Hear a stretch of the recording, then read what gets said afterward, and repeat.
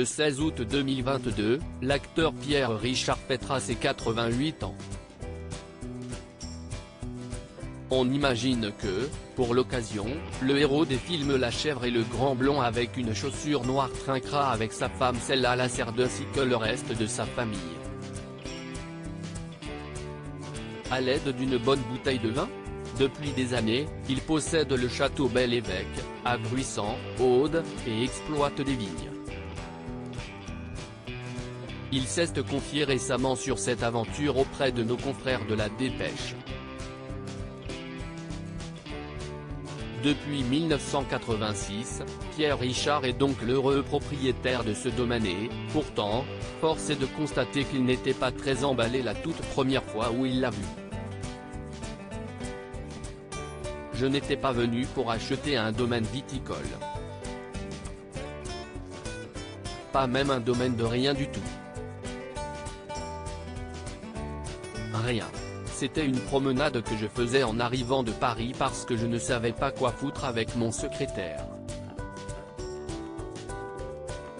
Quand je suis arrivé ici, c'était assez sinistre, il n'y avait pas de fleurs, rien, s'est-il souvenu. Mais l'acteur, remis de ses récents problèmes de santé, appréciait beaucoup l'étang du domaine et un régisseur a alors pris la peine de lui détailler les atouts du domaine, lequel possédait aussi des vignes. Finalement, Pierre Richard est revenu un mois plus tard. Le régisseur m'avait transmis le virus, on y est retourné. Et comme je ne suis pas complètement fou, j'ai demandé qui était le meilleur œnologue de la région. On m'a envoyé vers Monsieur Dubernay. Je l'ai appelé en lui demandant, si j'achète le domaine, vous me suivez? S'il m'avait dit non, je n'aurais jamais acheté. Sur les 20 hectares de vignes, il y en avait 12 à replanter. Pour vous dire à quel point j'étais ignorant, j'ai voulu le faire tout de suite pour avoir du vin dès l'année d'après.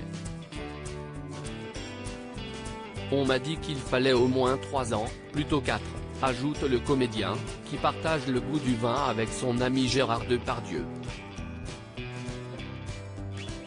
Bien lui en a pris puisque Pierre Richard, lequel avait un temps menacé de quitter la France pour aller vivre au Brésil, a transformé son domaine viticole en véritable succès. Ces derniers temps, on a eu une espèce d'explosion.